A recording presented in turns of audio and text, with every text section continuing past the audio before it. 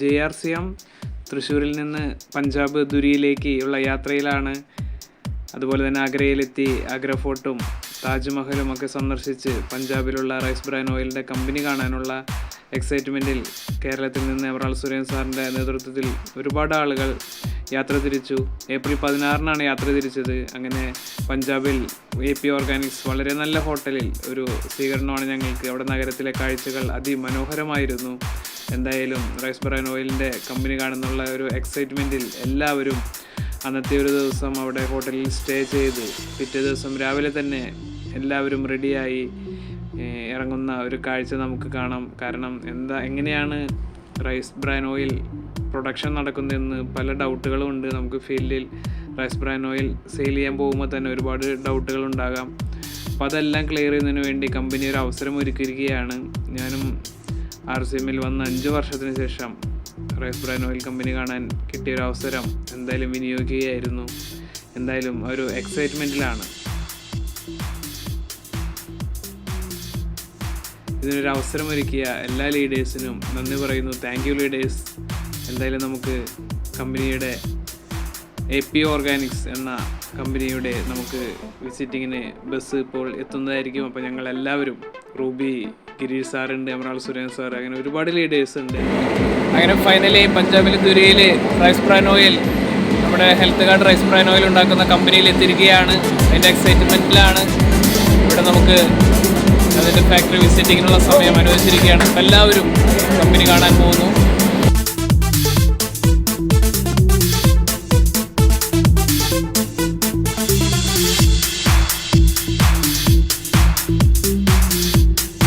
എല്ലാവർക്കും നമസ്കാരം. ഇപ്പോൾ നമ്മളുള്ളത് പഞ്ചാബിലെ ദുരിയിലെ AP ഓർഗാനിക്സിൽ റൈസ് ബ്രാൻ ഓയിൽ ഉണ്ടാക്കുന്ന കമ്പനിയാണ്. അവിടെ എങ്ങനെയാണ് ഈ ഓയിൽ ഉണ്ടാക്കുന്നത്, അല്ലെങ്കിൽ ഇതിൻ്റെ പ്രോസസ്സിങ് എങ്ങനെയാണ് എന്നെല്ലാം നമുക്കിവിടെ നേരിട്ട് കാണാം. എല്ലാവർക്കും ഒരു സംശയമുണ്ട്, ഇത്രമാത്രം തവിട് എവിടെയാണ്, ഒരു തവിടിൽ നിന്ന് ഇത്രമാത്രം എണ്ണ കിട്ടുമോ? ഇതെല്ലാം ദൂരീകരണത്തിനായിട്ടാണ് നമ്മൾ ഈ കമ്പനിയിൽ എത്തിയിരിക്കുന്നത്. നമ്മൾക്കതെല്ലാം ഇവിടെ കാണാൻ സാധിക്കും. എങ്ങനെയാണ് നമ്മൾ തവിട് വരുന്നതും അതിൽ നിന്ന് എങ്ങനെ തവിടിൽ നിന്ന് എണ്ണ എടുക്കുന്നു, അതെല്ലാം നമുക്കിവിടെ കാണാൻ പറ്റും. അങ്ങനെ എല്ലാം നമുക്ക് കാണാൻ പറ്റുന്ന ഒരു അവസരം കമ്പനി ഒരുക്കിയിട്ടുണ്ട്. JRCM.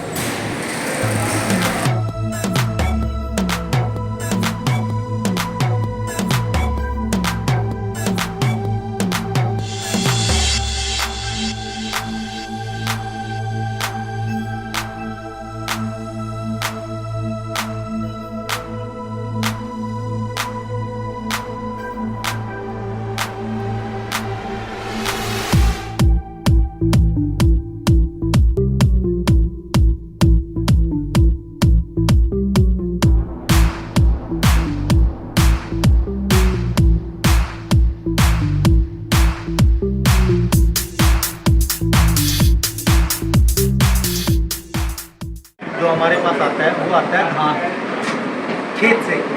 आपने देखा एग्रीकल्चर लैंड होती है ना, तो वहाँ से धान आता है हमारे पास। जैसे ये वाला धान है वो सेलर में जाता है।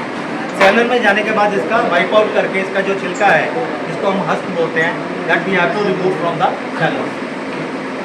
सेलर में रिमूव होने के बाद ऐसा हमारे पास एक चावल बन के तैयार हो जाता है। इसमें चावल होता है ऐसा ब्राउन राइस।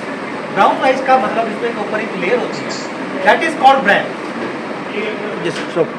അത്ര ഭാഗം പറയാം. അങ്ങനെ പറഞ്ഞു പോയി, അല്ലെങ്കിൽ ആദ്യം നമുക്കിട്ട് ഈ നെല്ല് എന്ത് ചെയ്യും, അതിന്റെ തവിട് മാറ്റിയിട്ട് തവിട് മാറ്റുന്ന പ്രോസസ് നമുക്ക് അറിയുന്ന പ്രോസസ്സാണ്. ഉമ്മി മാറ്റി കളഞ്ഞാൽ നമുക്ക് ബ്രൗൺ റൈസ് വരും.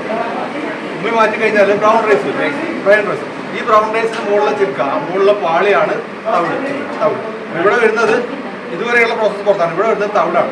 आफ्टर दैट ये वाला जो है, ये इसमें से इसके ऊपर से जो लेयर है वो वाइप आउट करते हैं बाय द सेलर्स. ഇവിടെ തവിടാണ് വരുന്നത്, തവിടാണ് സെല്ലറിൽ നിന്ന് വാങ്ങിക്കുന്നത്. अब ये सेलर्स में आपके पास ब्रांड आ गया, ये हम सेलर से परचेज करते हैं. जो जहाँ तक का प्रोसेस है वो सारे का सारा हम बाहर से खाते हैं. ये यहाँ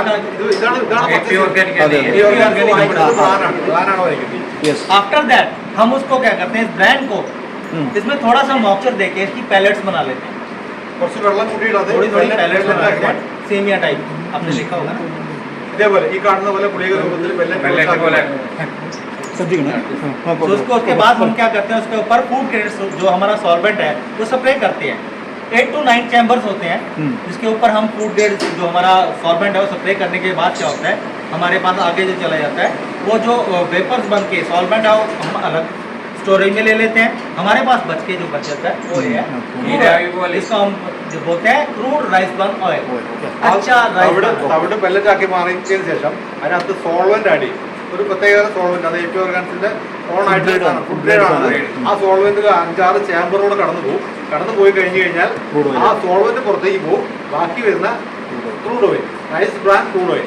നമ്മൾ ക്രൂഡ് ഓയിൽ എന്ന് പറയുമ്പോൾ നമ്മൾ പെട്രോളിയം ക്രൂഡ് ഓയിൽ കഴിക്കണ്ട, റൈസ് ബ്രാൻഡ് ക്രൂഡ് ഓയിൽ. ഇതാണ് നമ്മുടെ ഫസ്റ്റ് സ്റ്റെപ്പ്, പ്രോസസ്സിന്റെ first step. and it has various type of impurities in this side, this crude oil. For this impurities we have wipe out, we have to using the refinery. First step is we have to degums by the enzyme and water treatment. Okay, that product is gums. ഈ ഇതിനകത്ത് ഒരുപാട് impurities ഉണ്ട്, നമുക്ക് ആവശ്യമുള്ള ഒരുപാടുണ്ട്. അത് നീക്കുന്ന process, നീക്കിയിട്ട് oil മാത്രം വേർതിരിക്കുന്ന പ്രോസസ്സാണ് ഇത് വരാൻ പോകുന്ന പ്രോസസ്സ്. അത് ഫസ്റ്റ് സ്റ്റെപ്പാണ് അതിനകത്ത് ഗമ്മ് വേർതിരിക്കുന്നത്. ഫസ്റ്റ് പ്രോസസ്സാണ് ഗമ്മ് വേർതിരിക്കുന്നത്. After that is उसके बाद गम्स निकालने के बाद we have to bleach करने के लिए അതിനുശേഷം ബ്ലീച്ച് ചെയ്യും. ब्लीच करने के लिए हम उसको क्या करते हैं, उसमें से स्पेंटर और कार्बन देते हैं. We are using spenter and carbon for the bleaching that oil. Bleach ചെയ്യാൻ വേണ്ടിയിട്ട് കാർബണും അത് ഉപയോഗിച്ചിട്ട് ബ്ലീച്ച് ചെയ്തെടുക്കും. After that उसमें से वैक्स निकालते हैं. We have to डिवैक्सिंग करने के लिए हम उसको क्या करते हैं, डिवैक्सिंग के लिए उसको टेम्परेचर को रूम लेते हैं, ठंडा करके उसको रूम टेम्परेचर पे लाते हैं, उसको ठंडा करके उसकी ये वाला होता है डिवैक्स निकलना चाहिए. डिवैक्सिंग की जाती है, ऐसी वैक्स को അടുത്ത പ്രോസസ്സാണ് അതിനകത്ത് വാക്സ് നീക്കം ചെയ്യുന്നത്. വാക്സ് ടെമ്പറേച്ചർ താഴെ കൊണ്ടുവന്നിട്ട് അതിനകത്തുള്ള വാക്സിനെ റിമൂവ് ചെയ്യും. അതാണ് വാക്സ്. വാക്സ് എന്നുള്ള ഇമ്പ്യൂരിറ്റിയെ പുറത്ത് എടുത്ത് വേർതിരിക്കും. आफ्टर दैट उसके बाद क्या करते हैं, इसको हम फिर दोबारा इसको ड्यूराइज करते हैं. ड्यूराइज करने के क्या करते हैं कि इसमें स्पेंटर इसका टेम्परेचर जो है बढ़ा देते हैं मोर देन 200 टेम्परेचर का ले जाकर. ठीक है, तो उसमें से क्या करते हैं हम 20/4 അതിനുശേഷം ടെമ്പറേച്ചർ വീണ്ടും അടുത്ത സ്റ്റെപ്പിൽ ടെമ്പറേച്ചർ വീണ്ടും ഇൻക്രീസ് ചെയ്ത് മോർ ദാൻ 200 ഡിഗ്രിക്ക് മുകളിലേക്ക് ടെമ്പറേച്ചർ ഉയർത്തിയിട്ടാണ് ഇതിനകത്ത് ഫാറ്റി ആസിഡ്സ് റിമൂവ് ചെയ്യുന്നത്. അടുത്ത ഇമ്പ്യൂരിറ്റിയാണ് use for the soap and shampoo. ഈ ഫാറ്റി ആസിഡാണ് സോപ്പിനും ഷാമ്പൂനും ഒക്കെ ഉപയോഗിക്കുന്നത്. आफ्टर दैट उसके बाद फिर उसको बहुत ही ठंडा temperature, less than 0 temperature, -0 temperature पे लेके आते हैं. फिर उसके क्या करते हैं, मतलब उसमें से डीओ वैक्स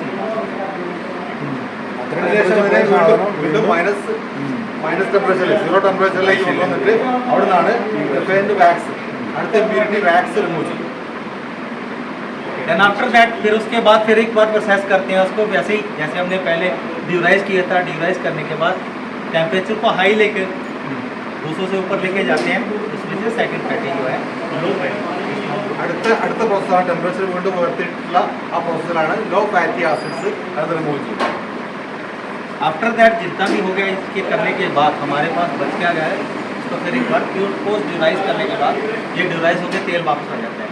तो उसके बाद फिर हमारे पास ये फाइनल ऑयल बन के जो है फिजिकली डिफाइंड राइस बन रहा है, चमचमाता हुआ ये तेल आपके सामने खड़ा है. ये खाने रेडी टू यूज़ करता है. അതിനുശേഷമുള്ള പ്രോസസ്സ്, അതിനുശേഷമുള്ള പ്രോസസ്സിൽ ലാസ്റ്റ് പ്രോസസ്സിൽ ഇടുന്നതാണ് ഈ ഒരു ഓയിൽ വരും. അതിനുശേഷം ലാസ്റ്റാണ് നമുക്ക് നമ്മുടെ ഉപയോഗിച്ചുകൊണ്ടിരിക്കുന്ന നമ്മുടെ അടുത്തേക്കുള്ള ആ ഓയിൽ എത്തുന്നത്.